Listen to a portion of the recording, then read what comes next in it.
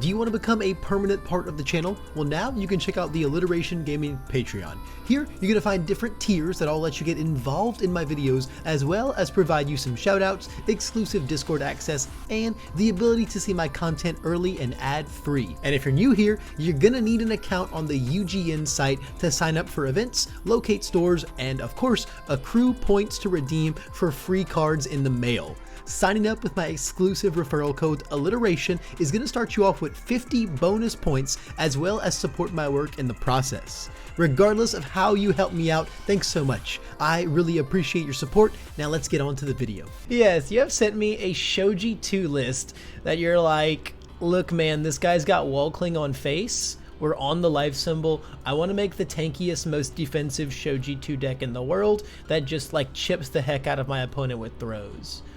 So you kind of given me the pitch, so give me like your overall thoughts on where this deck is right now and where you want to take it, because you've sent me just the most life pile that has ever life piled.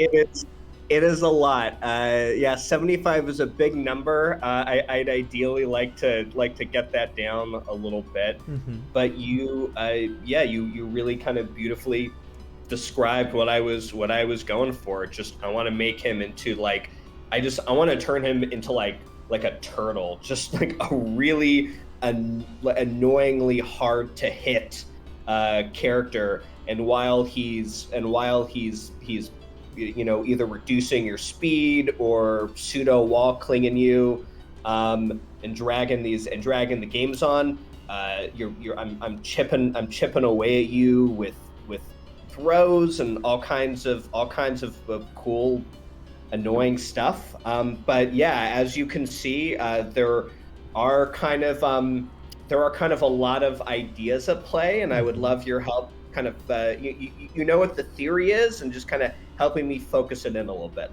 I'm super down to hammer in on the theory. I think the theory is sick. It's also very synergistic because like our main card, right, for as far as like, you know, Shoji himself is like window shopping, which has pitch and momentum to grab 2 counters. Our throws are all guaranteed momentum. We're allowed to put 4 damage on throws with our 3 counters. So like that's even more synergistic. Basically just says burn the rival for 2, right? And then we get our resource for our window shoppings that just fuel it even more. If we get multiple window shoppings out, like it's going to be super lit. We're just going to be pumping our throws nonstop and then surviving because we're the life symbol with speed reduction on face, and that's like just enough most of the time.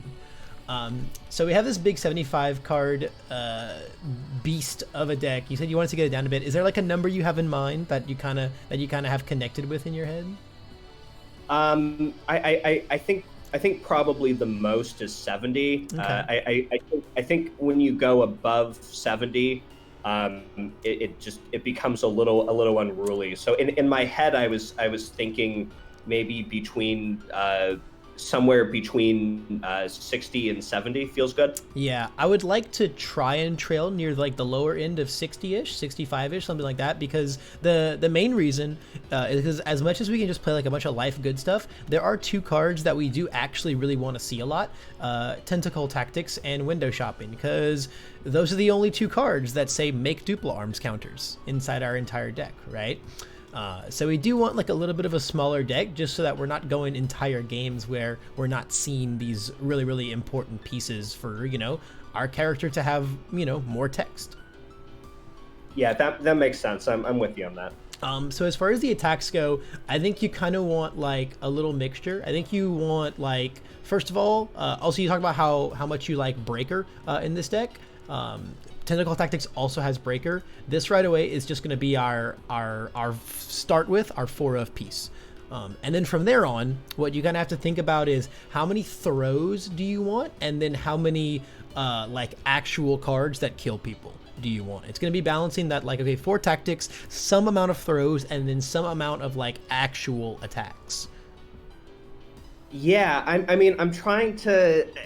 That's been one of the challenges is you know, trying to find that middle ground. I think in the back of my mind when I started building this, I was thinking of remember like those recovery girl decks that used to be really popular that were really like throw centric, and they would just kind of kind of chip away, and then suddenly they'd go in for the big damage. So I think in the back of my head, I was kind of thinking of something like that. I mean, we do have 4 damage on face, which, like, again, that is good on non-throws as well when we do need to kill people, which is pretty cool. You know, this just becomes like 12 damage if we particularly want it to be. Seems fine. So as far as the non-throws in here, what's up with the cat scratch? What's going on with this cat scratch? Cat scratch. So with cat scratch, my train of thought was just build as much as I can when I can, and she seemed to do an okay job of that. Well, if we do want to build more, we definitely have better attacks that can be doing that. We've got the almighty back alley haymaker for starters. The almighty, the one and only legendary.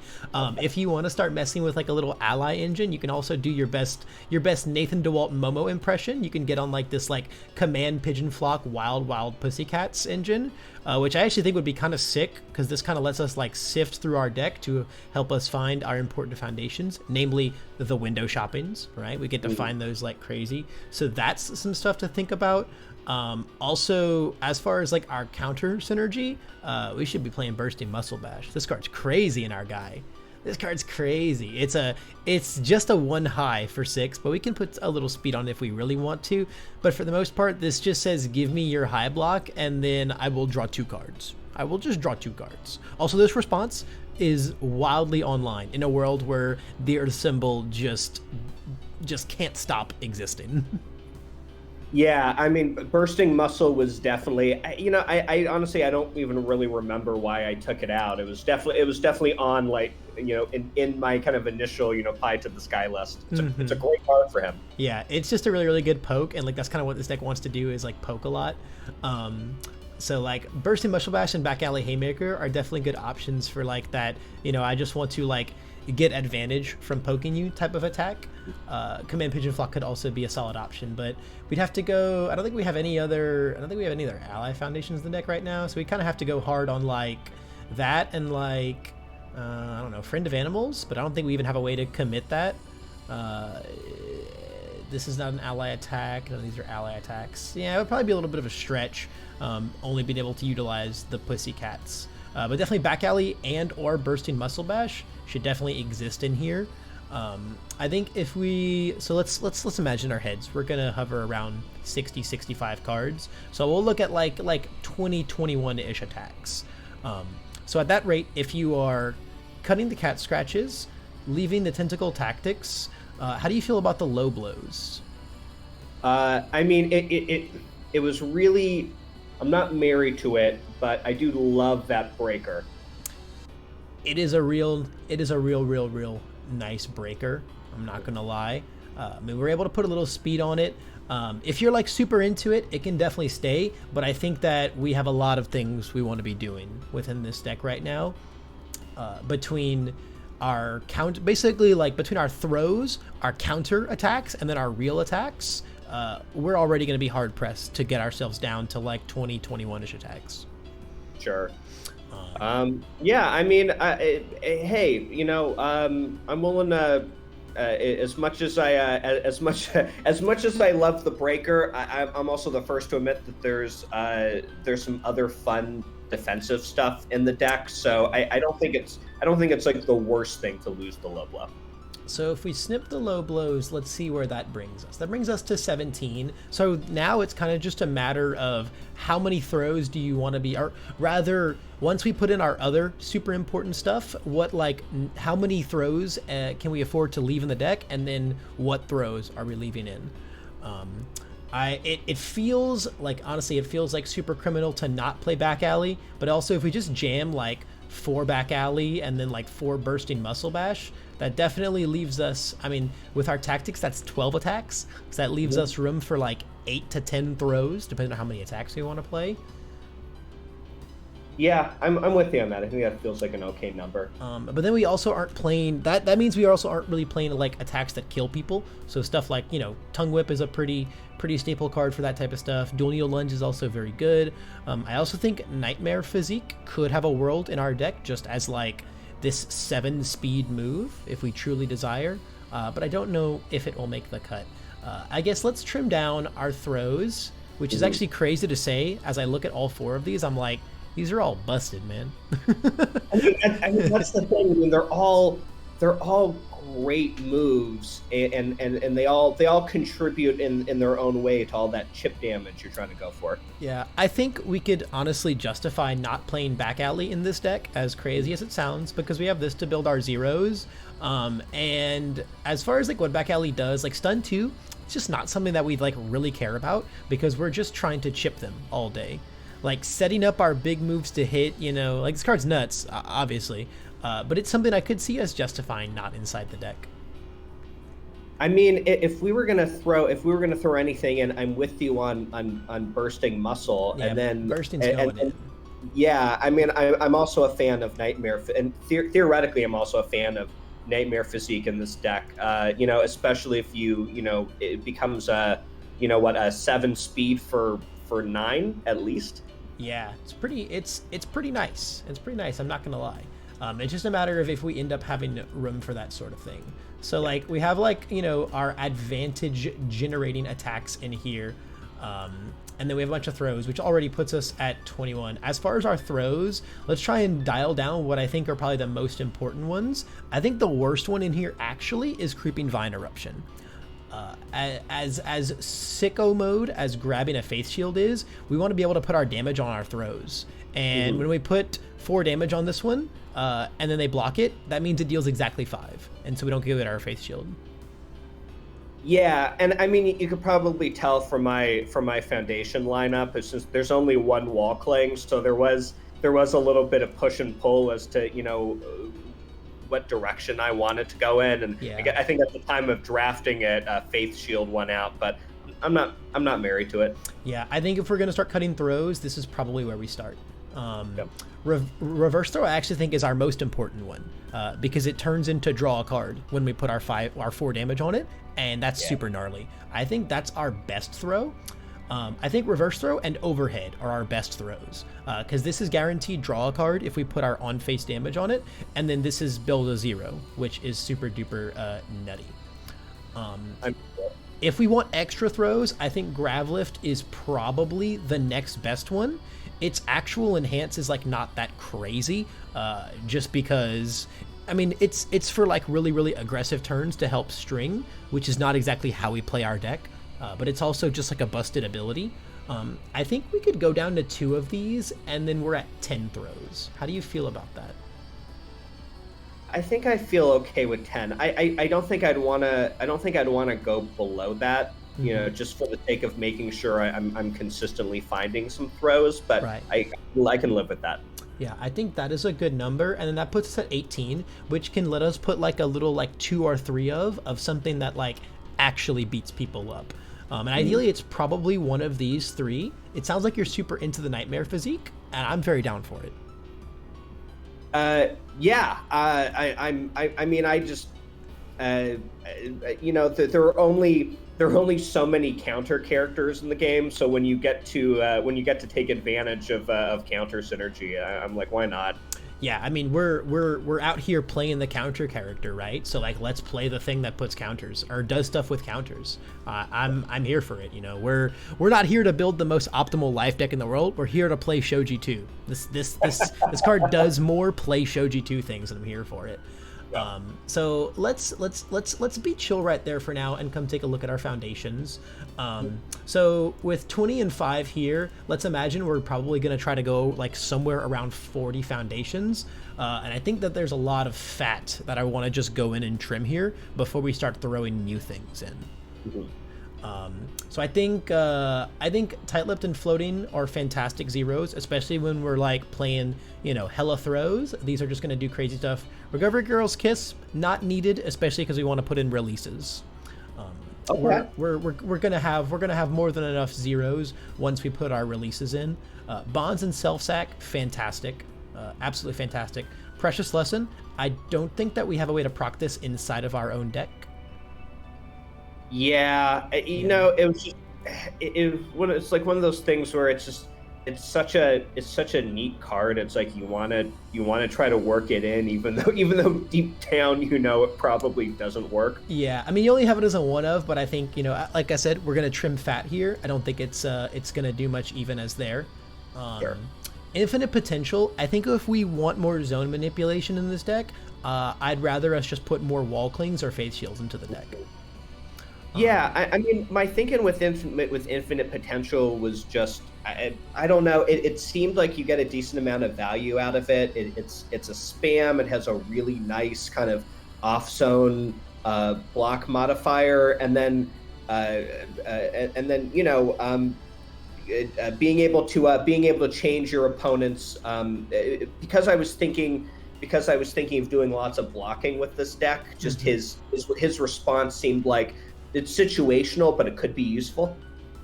It's certainly useful. I played this card a ton back in like set 1, but that was on the chaos symbol. On the life symbol, we just don't have a need for this guy. We're probably going to put some more wall clings in here, just because, like, again, like, wall cling does this card's job as well as also handles things like throws and electric jolt. All right, get him out of my sight, Levi. bear with me. We have to reduce the piles somehow, especially because I already have something in mind. I have a high block spam that we're gonna replace that with anyway. So I feel like a character in one of those hoarding TV shows. Yeah, and you're the guy who's like come in to make me get rid of like the 20 years worth of old newspapers in my garage. You got those like 10-year-old bags of Cheetos still sealed. Let's see, my next one, first villain. It's an epic deadlock, but we don't got any ranged moves in this deck. No ranged moves in this deck. We're gonna kick it out. All right, yeah, that's fair. We're gonna kick it out. One of evade copy. I love it. Window shopping, I'm gonna put to 4 of because it's our epic counter card and it does our epic counter things. Everything else in here, I think for the time being, is okay to chill. I think it's okay to start looking at other things to put in right now. Yeah, I'm with it. Release. We gotta get some releases in here. Ideally 3. This card's nuts. You know, it's the almighty release. We have our 4 of that builds it in. It's too good. That's all she wrote. All right. Next up, I want to talk to you about like the most hype card ever that I'm here to put on this deck. Full on attack mode. We got a billion throws in our deck. This card's crazy. Yeah, you know, I'll be honest. I'm down for it. It's one of those cards where every single person that knows more about this game than me is always going on about how awesome full-on attack mode is. I guess I just maybe you could break down for me where the value is. It just says that like you get to destroy one of your committed foundations that you don't need anymore, and then it's automatic, right? Like the bad part about this card is you have to call your shot. If you do this and then they block you, you destroy the foundation for nothing. That sucks. You do it on a throw, you suddenly didn't destroy a foundation for nothing. They cannot stop it unless they, you know, throw hate you, right? Sure. And it's just super duper free.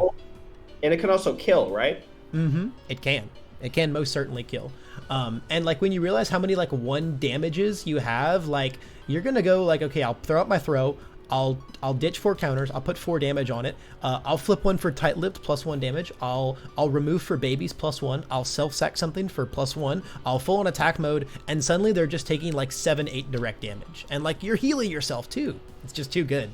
With these like throw strategies, I was playing this card. The first time I ever played this card, and I got turned on to the beauty of it, was when I was playing Evil Weapons Stain 2, and so I was playing like really annoying on-hit stuff like Ignited Arrow. You know, they want to take it, and I was like, okay, we'll take another one. And then I was playing like the Electric Jolt for Stain, the Laceration, and I was like, oh, this just says like you full block, and then it still deals 1, and they lose 1. I was like, yo, that's nuts. Then I was like, wait, this just works on throws? What the hell? This card's crazy. All right, I think you've sold me. Yeah, it's just a sick card. So when we start looking at our block zones, we're a little low on the lows, but we're also not crazy on the highs. So if the mids could start coming out, it would be sick. But also, we don't really got to stress about it too much because we are Wall Cling on face, and then we also have like Wall Cling and Faith Shield in the deck. So it's not something to think too hard about. As far as our mids that I'm not particularly in love with, I don't know if we need I'll Protect You. We have 4 high value targets, and we have Release. You know what? I'll be honest. I was hoping you would say that. I hate this card. I can't. It's probably my least favorite card from the last set. I can't, like the commit flip for -3 speed. It just never feels worth it. Yeah, it's like only worth it when you're like trying not to like desperately die on turn 2. Like I know a lot of life decks are like, I'm gonna jam 4 of every life defense, then I'm also gonna jam this, and I'm also gonna jam like 3 Stalking Her Prey, and I'm gonna play all of like these like bad, quote unquote bad, like speed hate cards, just because I like have to not die on turn 2 to like Ojiro or whatever, right? Back in the day, that feels good to say about Ojiro. But like we're not that sweaty about this. Is our Shoji 2 deck for locals, you know? Yeah, and you know, like if Mezo, if as part of his ability he didn't give me a free speed reduction, I'd probably care more about it. But yeah, we'll get him out of there, and we'll put 3 full-on attack modes into this bad boy. This is like a card that you just want to see really early on. Like we build so much and we draw so much as the life symbol, we're just like always down to use this once we get a throw out there. It's primo. I don't know why I also had I'll Protect You in the sideboard. Maybe I put it in there on accident when I was taking it out of the deck. I don't know. Future Levi will tell me whether or not we did. So in a very, very similar vote, we just talked about full-on attack mode. Let's look at Carbo Loading. This card also just says put 3 damage on your throw. It's kind of nuts. Yeah, I'm down for it. It's kind of nuts. I think like it's like a big 3 diff, so you know maybe we're not gonna go too crazy on it. As far as stuff that we could take out of our deck now, it's time to start thinking about that. This could probably become a sideboard card. This doesn't seem super integral to our main deck plan. Yeah, I could go either way on it. I mean, I think the enhance in certain situations is pretty sweet. It is. But also, yeah, I could go either way on it. Yeah, if we're gonna hammer in on this Throji theme, right? We're gonna have a lot of fluff that we've got to trim out of here to put all of these super duper positive interaction with our throws. I think Training Partner is probably one of them. I also think that Someone with Style might go as well. How do you feel about that? Yeah. This card's like also just okay. But again, we're gonna be all in on this throw theme. I've got a lot of stuff that we can put in. To give you an idea, Carbo Loading is going to come in, and I also think that Excited for Blood is just super good in our deck. I don't know why there we go, now the picture's coming up. Just because, again, our throws auto-activated. It's so good. I think I'm totally cool to get rid of him. I just, you know, I think my only concern is just wanting to make sure that we find that balance between, yes, you want the throws to be as devastating as possible, but also, you know, also keeping him as defensive and blocky as he can be. Right, because we do want to make sure that we're actually able to block moves and use, you know, Wall Cling on face 24/7, right? I 100% agree with you. At that rate, I also like we did take the high value targets out, not the high value targets. The All Protects You out, so we did take some speed reduction out. As far as possible other speed reduction that could come in, I'm talking about so many 3 diffs here, but like Rescue Completed is, you know, bar none some of the best speed reduction in the whole game. I'm just trying to think about you know, maintaining our ratios here, because I already want to put these 2 3 diffs in our deck. I don't know if we can really put all of these 3 diffs in the deck. Maybe if we also put in new training methods to help us build them easier. I'll never say no to new training method. New training method is pretty good. That's like a lot of cards though, right? That's a lot of cards coming out of our deck. If we're gonna put in rescues, that is a low block. So like we could take the Observant Students out to take us some space out. Oof. This is, you know, it wouldn't. Yeah, it wouldn't be an alliteration deck build if there wasn't like a devastating Sophie's Choice somewhere in the video. Yeah, dude, we're like overhauling this bad boy, but I'm here for it. I mean, honestly, the only part that I'm attracted to on this card is the one low, right? I know, the so abilities kind of just don't matter for our deck, and then it's a spam, yes, but we have like almost zero nons. We have literally 9 non-spams in this deck right now, so I don't care about our spam ratios at the moment. Yeah, it is a lot. Well, I mean, it's currently a 4 of. Could we bring it down to like a 2 of? Would that help? Let's put it at a 2 of. So at that point, that puts our deck size to exactly 60 after we like took out all of those things. So we might end up trudging more alongside 65. Okay. So at this rate, if we were to just start putting things in the deck, you know, we're doing a little more trimming. I'm gonna take out this little evade and copy 1 of. We'll put it in the side for true form. All right, fair enough. So that puts us to 59 cards. So let's say we lived in a world where we put in like, I don't know, let's put in like 2 of each of these 3 diffs, and then like 3 new training method. That's like 1,000,000 cards, man. That's so many cards. That's so many cards. That's now 68 cards. That's so many cards. I think Observant just has to go entirely. All right. I think you're right. And then let's see where our ratios are now. We got what, 7, 9, 13, 17, 21. We still have 24 spams to our non-spams. Like there's a little leeway there. We could put like bonds and self-sack both to a 3 of. Mm-hmm. Do a little more trimming of the fat there. That puts us to 64 cards now, with a bunch of really sick 3 diffs in our deck and 3 new training methods. I feel pretty good about that. And actually, while we're like super hardcore trimming, let's look at our actions. Okay. Let's look at our actions. I definitely see what you're cooking here with 3+ Ultra, because we have Wall Cling on face. And it is really sick. Though the fact that we just cannot use the enhance, I think it's just like an okay 2 of. And then I don't know how I feel about recovery time in here. Yeah, I mean, I could go either way on recovery time. I think what I liked about it was just, you know, it feels like it always felt like a really solid life card. It has a really good block mod. It has breaker. You could use it to gain health. I mean, you know, always felt like there was some decent value there. It's super decent value. And if there weren't like another action that we want to play, and then also, spoiler alert, an asset that we have to play, or I'll never forgive you. Wow. I would be more into it.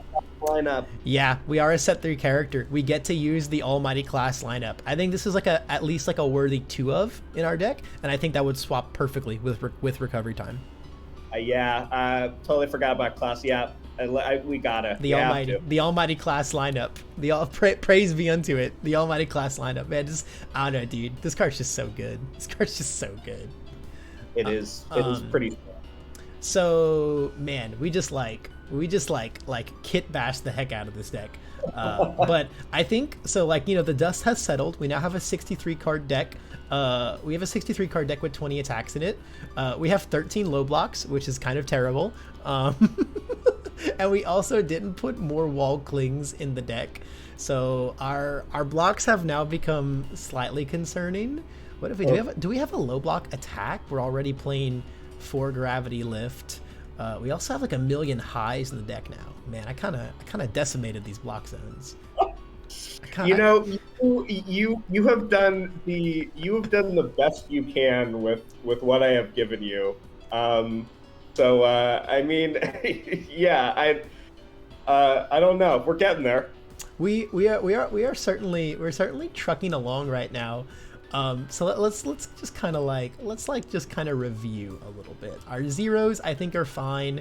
I think 3 of these are fine. We took out a lot of our speed hate, so I think 4 high values is pretty much has to stay there. Yeah, I don't know. All of this feels like it really has to stay there. I think we have 3 faith shields, so I don't feel like We have 3 Faith Shield, 1 Wall Cling, and we're Shoji, so I'm not like that pressed. I'm not like that pressed about our block zones. And I really just don't, I don't know, what's high in here? Excited for Blood is the high 3 diff that we put in. I don't know, maybe this card could go?